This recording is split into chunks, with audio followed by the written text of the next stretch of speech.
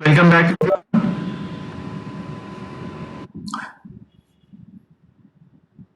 So we were discussing about group by, and in this case, we were trying to understand this example.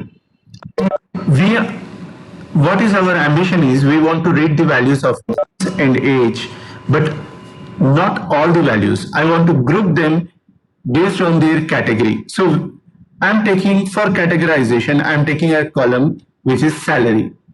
And wherever there is a unique number, that number will become a new category. So altogether, how many unique values are there for us? Three unique values.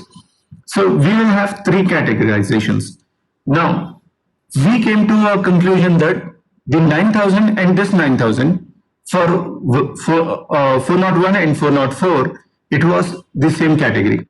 But out of them, the name that was selected was Anu. And my question is, why not Scott? Why only Anu? The reason is, since Anu is the first row, it gets more preference. Whenever Oracle Engine starts scanning or interpreting the table or labeling the groups, it will take into consideration the first occurrence of the unique number.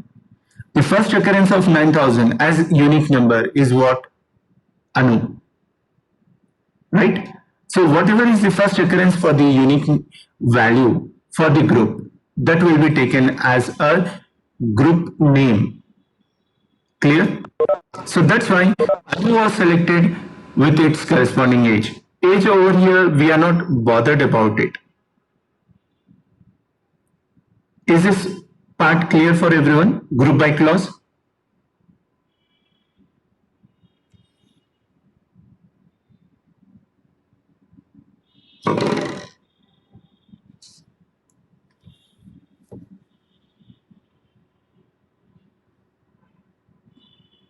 Thank you, Sai Kiran. Very good. So you have understood this matter now. Similarly, there were two occurrences of 8,000. Which name will be selected? Shane or Tiger?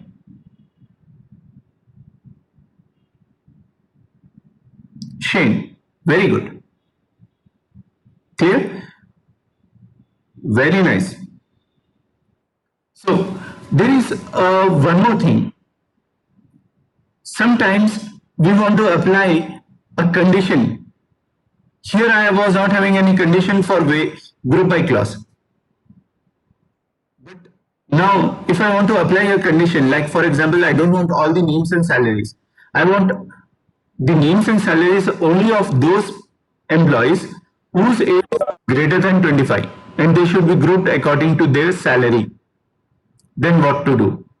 So first thing, let us first filter out whose age is greater than 25. 29, it's okay.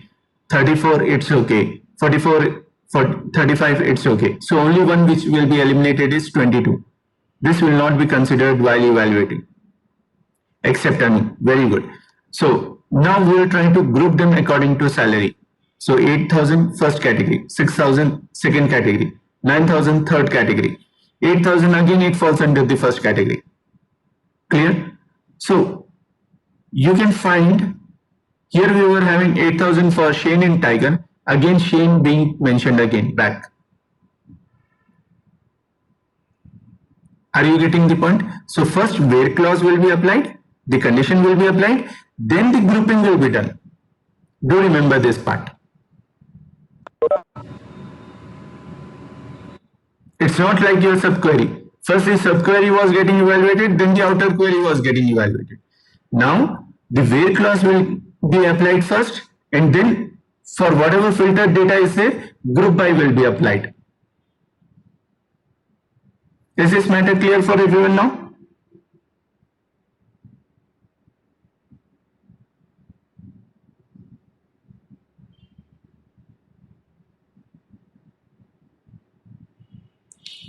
Good. Make a note of the last line which has been written here. You must remember that group by will always come at the end, just like order by. That means Can I keep group by first and then order a where clause later on? No. No, we cannot keep it. This is the syntax that you need to adopt. Next is within the grouping, if I want to have a conditional checking, I'm not telling filtering of the whole rows. I'm telling within this grouping, again I want to have a conditional checking. Only those results should be selected. For example, again I am telling select name salary from employees where age is greater than 25, group by salary where salary is greater than, let us say, 8,000. If I say salary greater than 8,000, then only Scott should be displayed whose salary is 9,000. Is it clear? But already where clause came in. Then again can we write a where clause? No. Instead of where word, we'll use havings word. We'll use what? Havings. The performance is same. The action is same. But what is the word that you should use instead of where? Having. So having clause is used with SQL queries to give more precise condition for a statement. It is used to mention condition in group based SQL functions, just like where clause. Okay, so you can see that the where clause has been used, then group by has come in, then havings is coming in. Fine. I kept one part for your understanding sake. But do remember, I said here, where salary greater than 9,000. This is wrong. Sorry, salary greater than 8,000. That's wrong actually. You should not use direct operators here. You should always use with the havings clause some sort of predefined functions. Okay. So having some function which you want to do with its corresponding parameter list, and that will be the condition that is to be matched up. For example, select star from sales group. This is the sales table. Sale group customer, group according to the category of customers. Which customers? Those having sum of previous balance greater than 3,000. So for example, here if we try to group them, first category, second category, third category, this one comes in second category, this one comes in first category. So altogether how many categories are there? 3 categories. Correct? Only 3 categories are there, yes or no? 3 groups are there.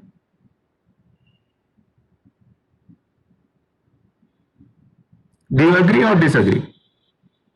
Yes. Only 3 groups, right? Within these 3 groups, again I am telling, Alex and Alex both will be written with the same, right? But they should be considered, Alex and Alex should be considered only if their previous balance first and the second occurrence of Alex, if they are more than 3,000. Here are they more than 3,000? Yes, correct.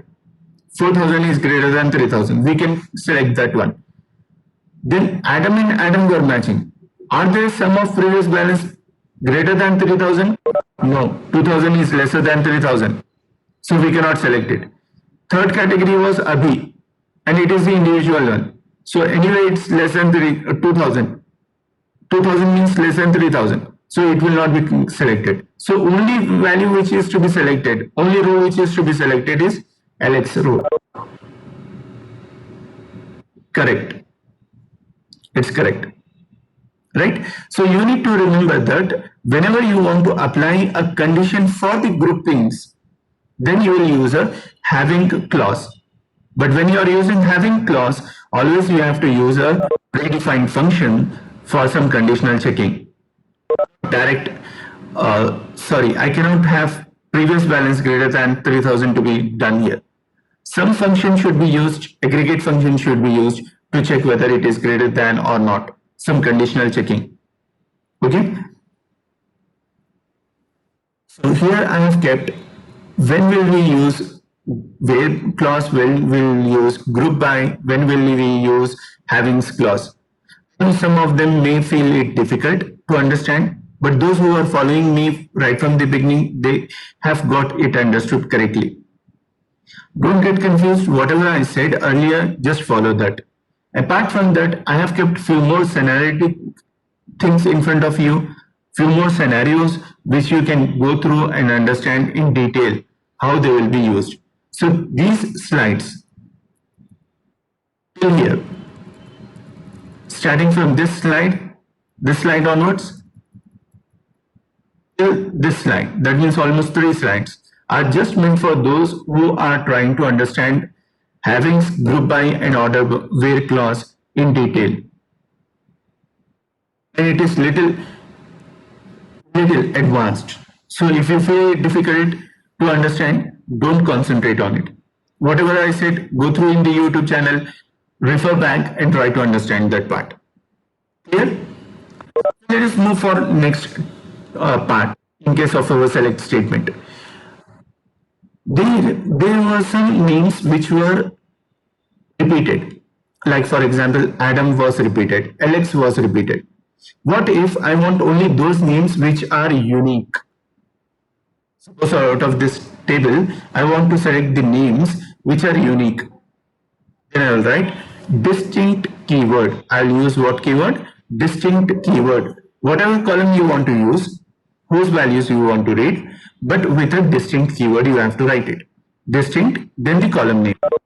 So it will give us only that distinguished names. Here in this table, all the names are unique, so we cannot apply it. But here some values are repeated. 8,000 and 10,000 are repeated. So I want only the distinguished type of values. So what I'm writing? Select distinct column name from which table? Employee table. So only the distinguished salaries will be listed here down. 5,000, 8,000 and 10,000. Clear? Now, I'm writing a query. Let me check who can answer it back. Select.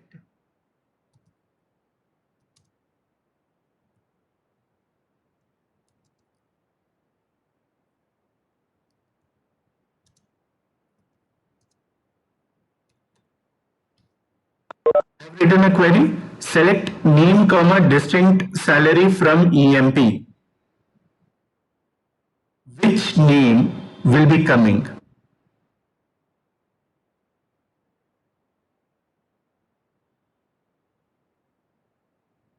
Distinct salary you have understood. We will give 5,000, 8,000 and 10,000. Right? Now tell me, for 8,000, which name will be selected?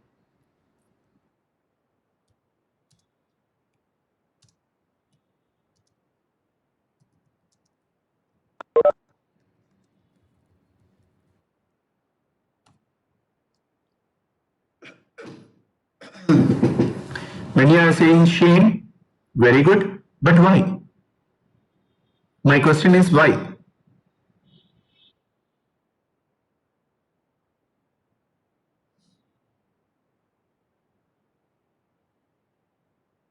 Why is that Shane only getting selected?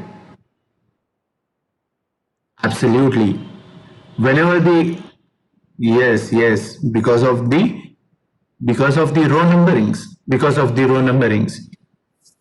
whenever the Oracle engine tries to interpret our table, it goes from the first row till the last row. So whichever comes first come, first serve, will be given more priority. Very good. So you have understood this particular slide also, this example also. Now, can we use two conditions? Yes, we can use either this one or that one, or both at a time. Yes, we can use it. For both at a time, both the conditions to be checked, it's simple, ma. We were having salaries as 5,000, 8,000 and 10,000, which are distinct, right? Now, for 8,000, there were two names. One was Shane, another was Tiger. Which name would have been printed? Shane, because when the Oracle engine starts trying to understand what is the table, start looking at the table, it will go through the first row, then the second row, then the third row, like that, row by row. So whichever row is matching to 8000, it will select that particular row's name. Simple. So once it has matched with the first one, it will select that one. Is it clear, Neha?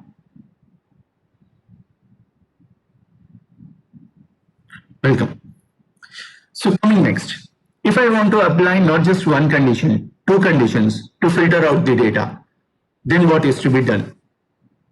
Simple, just like playing, I'm telling select star from EMP where salary greater than, lesser than 10,000 and age greater than 25,000. The thing that you need to remember is here and is a keyword. If you want those employees details whose salary is less than 10,000 or age is greater than 25,000, then you can use or as a keyword. Simple. Same thing I have written here. Now, insert command. Whatever we have discussed while doing the practical, the same thing has been kept here back. So I'm not explaining the insert command again back to you. Please go through the slides and try to understand them. But here one thing I have written, default. What is this default? Actually default is a keyword. At the time of creation of the table, we can mention what should be the default value for a particular column. So if someone is not mentioning the value for that particular part, then instead of writing a missing value, it will be given a particular correct default value. For example, if I use null, that means the value is missing here. Value doesn't exist. Null cannot be compared with any other thing. If the value is not existing, can it be compared with any other value? Nothing, right? For example, if there is no student, then can I compare that no student with some first ranker, second ranker? No, it's meaningless. So whatever missing values are there, they are represented with a keyword called as null.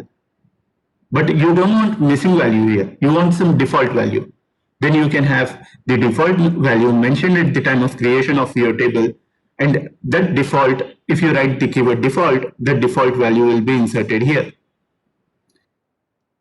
So update command, here again I have written that particular update command with a conditional checking. Please go through this table and try to understand it.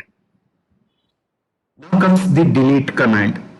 So when you want to delete a particular row or a group of row matching to a particular condition, then you will use a delete command. But if you want to delete all the rows at a time, just you want to keep the table's headings, the logical structure of the table should be there, but all the values should be deleted, then you will use truncate command. You will use what command? Truncate command. Just truncate command, you have got delete command. If you do not mention any condition, for example, here if I write delete from student, it will act just like truncate. Delete all the rows because no condition was specified. I said delete from student. But if I say delete from student where SID is equal to 103, only the SID 103 value row will be deleted. Remaining rows will be as it is. Now coming the DDL is over, DML is over, TCL commands. TCL commands are transaction control commands. Transaction control commands are going to help us to control a set of operations and treat them as a transaction. Transaction in the sense, if that operation, set of operation is to happen, it should happen in totality. If any one part of the operation is failing, the entire operation should fail. For example, your ATM transaction. If you have typed your PIN number and everything correctly and you are about to get the money, at that time if some failure happens, software failure or hardware failure, Should your money get wasted? No. The entire transaction should roll back and your details should get corrected back again. Okay, so similarly in our database also, if some operations fails, the entire group of operations should fail. That particular part is called as transaction. That group of operations are called as transactional operations. So in order to have transactional operations, we have got few commands here. Basically, we have got around 3 commands. One is commit, another one is rollback. Commit means make the changes permanent. Once you have taken out the money from the ATM, the commit operation will be performed, which will make a permanent change in your bank's hard disks, right? Server's hard disks. Rollback, once your money failure happened, it will roll back all the operations which you have performed. You have entered how much money to be deducted, all those things. It will roll back all those changes and it will not do that thing. The third command is save point. Save point is used for, suppose if you don't want to completely roll back, you want to roll back to a specific set of operations. Suppose there are 10 operations and you want to roll back to third operation if something fails. Then that third operation should be given a label or a save point bookmark so that it can roll back to that particular save point. Okay. So here is in the example of commit, simple. You need to just write commit as the one single word and press enter with a semicolon. To roll back, you have to first have a save point. As I said, there were 10 operations. Out of the 10 operations, you wanted to go for the third operation. So third operation becomes our save point. So to create a save point, whatever operations you have done, till that point, if you want to roll back, at that particular moment, you have to type a save point, and then give a name. It will create a bookmark for that particular group of operations. So whatever after save point operations are happening, if you apply rollback, it will roll back to that particular save point. Clear? So here I have kept one example wherein first I have inserted some values inside a particular table called as class and applied commit. That means changes will be permanent. Here I have updated name for so and so ID, and then I have applied a save point A. So I have created a bookmark here. So after updation of name as Abhijit for ID 5, I have applied a save point. Then I have created inserted one more row, then created the save point B, then inserted one more row, then created a save point C. Then I am applying select star from class. So suppose if I say roll back to A, that means all these operations which happened after the save point A was created will be undone. So table will not contain these values now.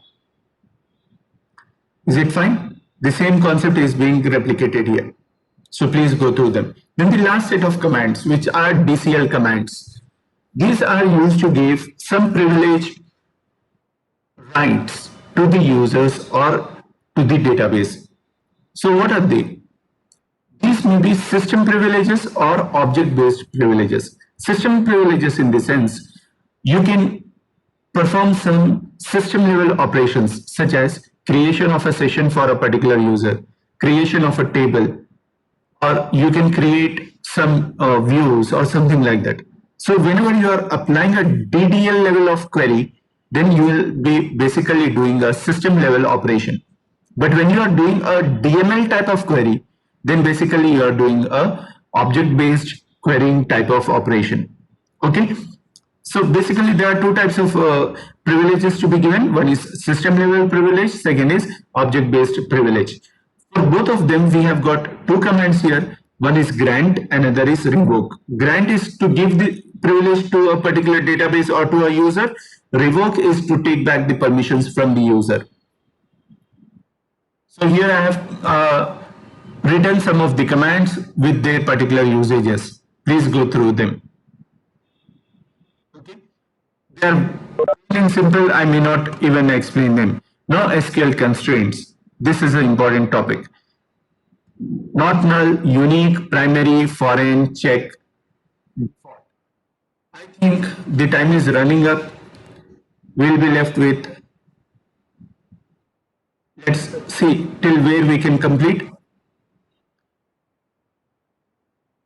I think you'll be able to do with subquery also. Subquery already we have seen, but again we'll see it back. We'll try our level best to finish till joins today. Tomorrow the joins operation means day after tomorrow the joins operations will be explained to you people. So let's try to understand this constraints. Constraint in plain English means a condition. In simple terms, constraint is a condition. So what are the SQL conditions that we can keep and onto which what we can keep? Constraints conditions are usually applied onto columns. For example, salaries column was there. Salary should be greater than 3,000. That's a condition, right? So similarly, not just greater than 3,000, salary should not be null. That's also a condition. PIN numbers should be unique. That's also a condition. PIN number should be taken as a primary key. That's also a condition. Let us say the certificate number should be taken as a foreign key for the job. Certificate number is actually pertaining to a student, right? For a particular student, the certificate number will be there. But I'm taking that particular reference in the jobs table so that I can mention the linkage between the student and the job. So a primary key of the one table being considered in second table is called as foreign key. The primary key of the first table in the second table will be called as foreign key. Okay. For example, shift 1 is there, shift 2 is there. CR is like a primary key for the first shift. If I keep CR in the second shift, it will become a reference point for the first shift. So that means CR of first shift will become foreign key in the second shift. Right? Clear? That example I have given just for your recollection sake. Okay, don't write it in exam. Primary key and foreign key, we have got another constraint which is check constraint. I was telling, did not understood. Which part? Writing in the exam or not writing in the exam?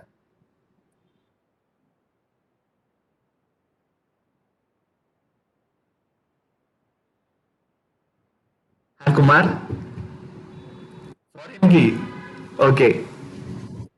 Let's first make a clarity what is the primary key. Let's revise back the concept.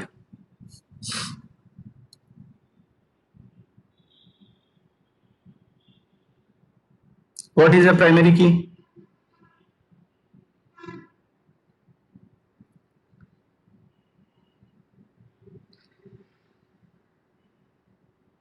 It is one or more combination of columns of a table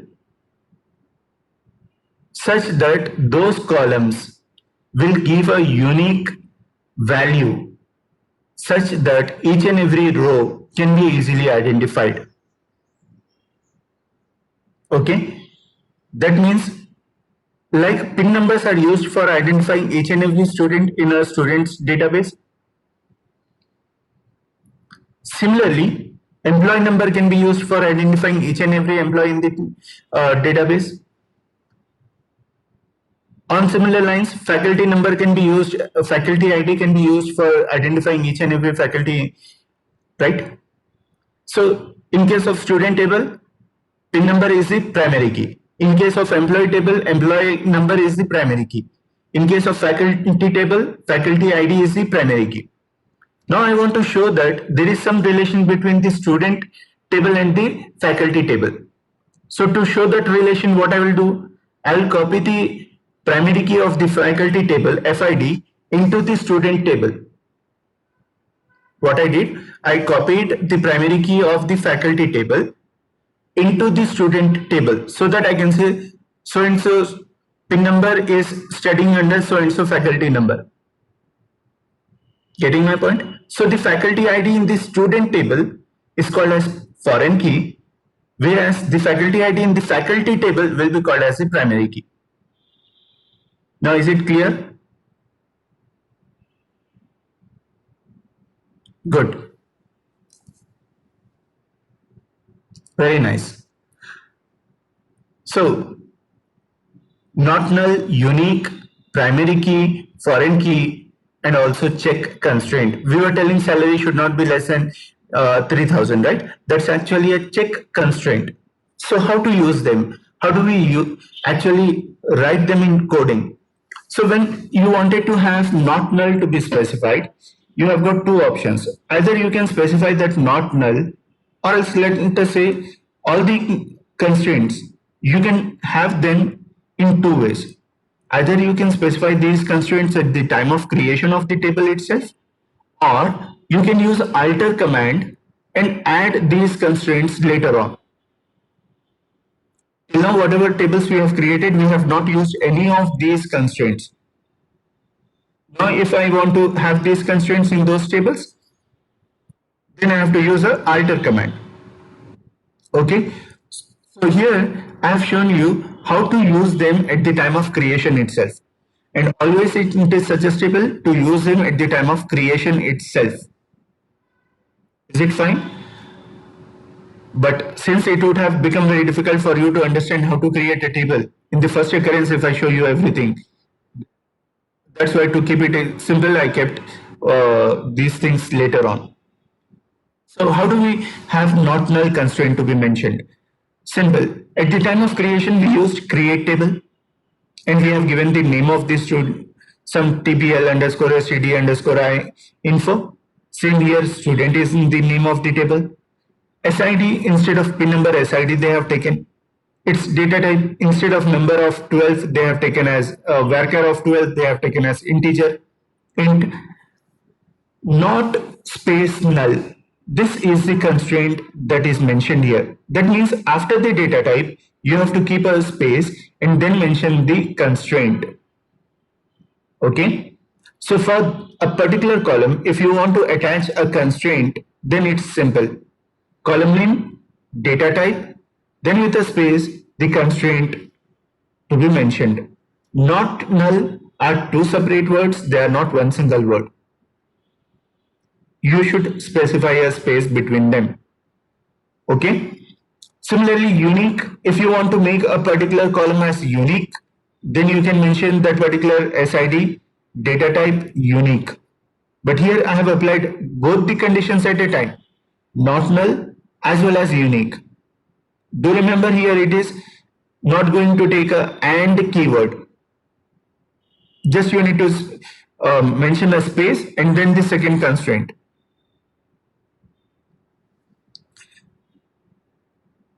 Suppose if I want to add it later using alter command, then how do I add? It's also very simple. Alter table. Since it is a DDL command, we need to mention that particular part. Table. Student, name of the table. Add is the clause which is used for adding of the constraints. Clear? Now add space, name of the constraint, and in parenthesis to what columns do you want to add this constraint to, right? You need to by heart these syntaxes, this one as well as this one. How do you attach? At the time of creation, at the time of alteration. How do you do it? You need to memorize them. Similarly for primary key, just like not null was written, here primary key is written. At the time of alteration, if you want to add a primary key, then add, then whichever column you want to make as the primary key, you can mention that particular column. Foreign key, you should have two tables. The primary key of the first table should be brought in as the foreign key in the second table. Okay. Now, here is little more advanced part. Here, there are two tables, customer details and customer order details. Customer details and order details, two tables are there. I'm creating table order details, and at the time of creation I said that order number is the primary key. But I'm also mentioning that customer ID of so and so data type is a foreign key in the order table, is a foreign key, and it is present in what references table? It is present inside a references table called as customer underscore details. And what is the column name in that particular table? Customer ID. Okay. So when you create a foreign key, you have to follow this particular syntax. You have to write foreign key, the column which you want to make as the foreign key, which was a part of another table, that column name, its data type, then foreign key as the keyword, then references as another keyword. What table was that particular key acting like primary key there? In which table this column was acting like a primary key? That you need to mention along with what was its original name there. Okay. Now, here is one typical part. Here I have copied the values of the customer ID, which was a primary key in this particular table, right? So here the values are repeated. In order table, the values will be repeated. It's like a Xerox copy is there with us in the order table. What will happen if I delete the customer ID from the customer's detail table? What should happen to the customer ID here in the order table? Suppose I deleted this one. What should happen for this copied version? Should it also get deleted? Yes or no?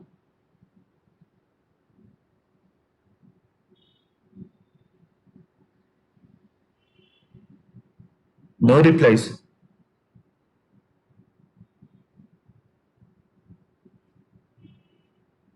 They should get deleted. Hmm? No. One plain simple example I am telling. There was student table, there was faculty table. Some are telling yes, some are telling no. Let us try to understand it. There was student table, there was faculty table, right? We added the faculty table's primary key, FID, into student table. We copied them. Clear? Now FID in the student table will become our foreign key. Imagine I deleted the faculty table itself, or let us say I deleted the column FID in the faculty table. What should happen to this FID in the student table? Should it also be deleted or not? That was my question. Deleted. Yes, deleted. It will be in new column.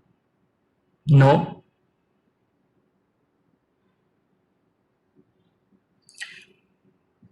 It should be in fact deleted, right?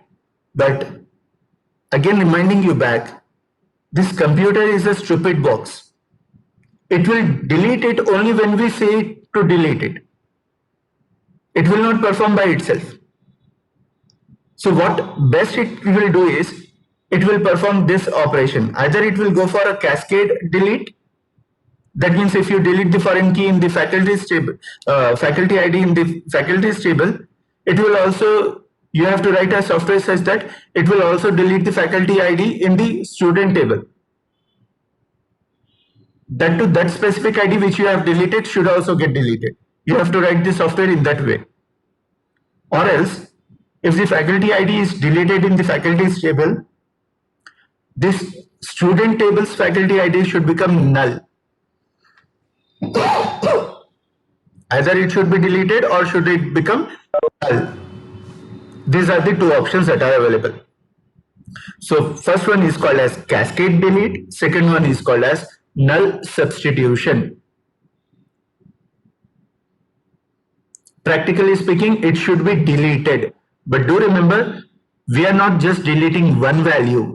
The delete will delete the entire row. Delete, if you recollect, it will delete the entire row. So if we are deleting the faculty ID from the student table, even the student's details will be lost. Even that particular student who was there in that particular faculty's control will be lost. If you are acceptable, if you are accepting that particular consequence, then it's okay. Or else go for null substitution, your choice.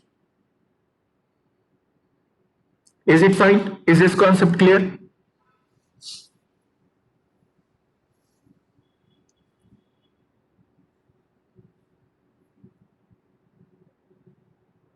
Good.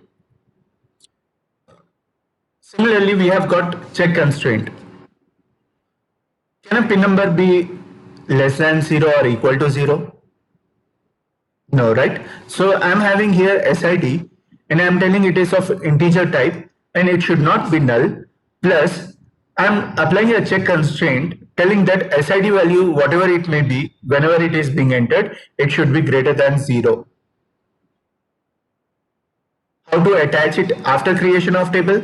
That also I have written here. Please go through it. Now coming on for subquery, we have already discussed it in the very beginning. Do remember one small point here. Whatever has been provided in the parenthesis as a subquery, it will get evaluated first and then its result will be used in the outer query. Okay. So subqueries can be used within select statement or insert statement or update statement or delete statement. You can use them within all these things. But one small hint, they should always be used with some comparison operators such as equal to. We don't have double equal to here. We don't have double equal to. The assignment operator in case of SQL is colon equal to. Assignment operator is not equal to. Equal to is logical comparison operator.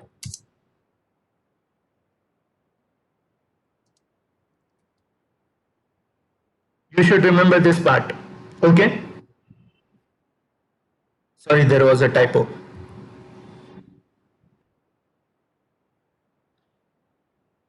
So I have kept subquery examples here, which you can go through and understand easily.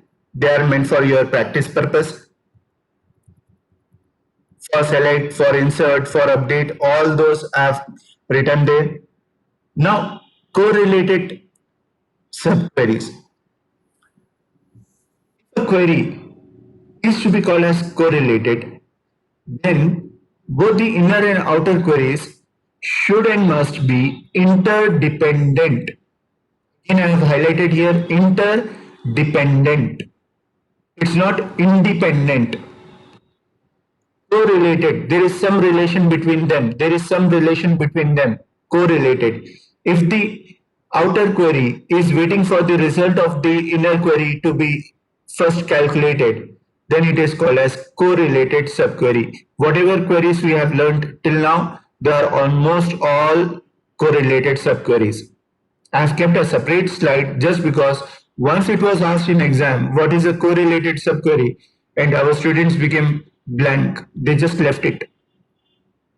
Because of this simple part, they lost 3 marks. The only 3 marks that they lost. They got full out of full and only 3 marks that were lost was this particular question. Okay. So we have completed till that particular point. Joins is the last part.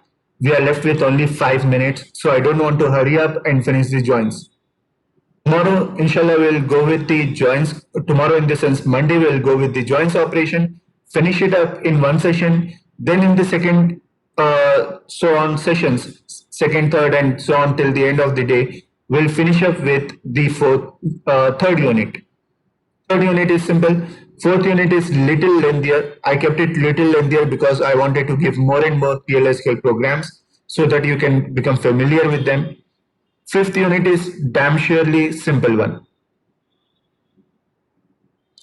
Okay. So hope to see you all on Monday. Without fail, join back. Joins concept is very important concept. Many of the interview questions will be coming from that particular concept. Plus, many a times your ESET, your all other competitive exams will ask this particular question from Join's topic. So it's an important point. And the textbooks, believe me, have made it very difficult for the student to understand due to their complexities. Practically speaking, when we have a look at the details of it, example by example, you'll easily understand what we are doing there. They are very simple. If we extend the class a little more, if we have one more session, we can easily finish the joints. Please let me know, today shall we finish the joints, yes or no? I am waiting for your reply.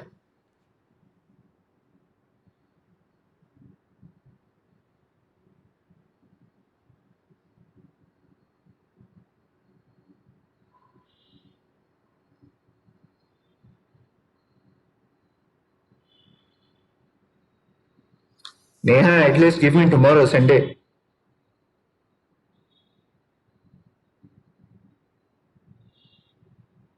Yeah.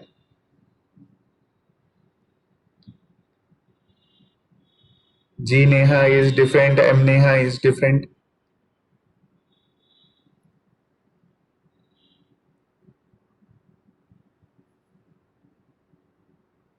Mm. So some are telling yes to complete now, some are telling complete it on Monday.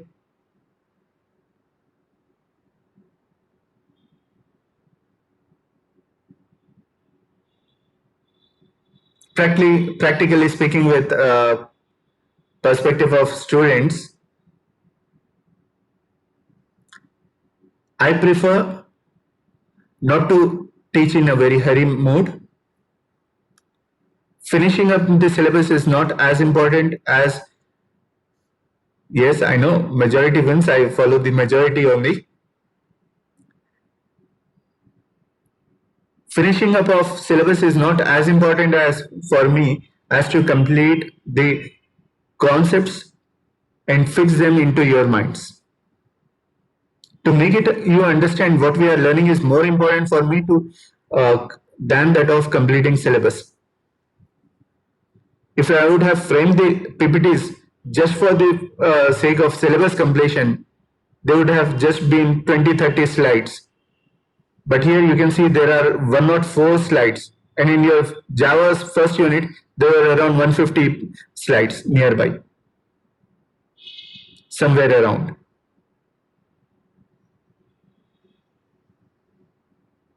Though from the previous slides, I am trying to make them shortcutted up, but still I am trying to keep as much as stuff which we can think to complete within a specific duration.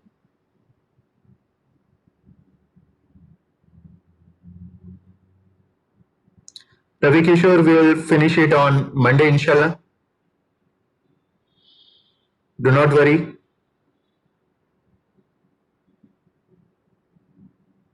Okay, Ma, do you have any doubts in the previous session which we have discussed right from the morning onwards?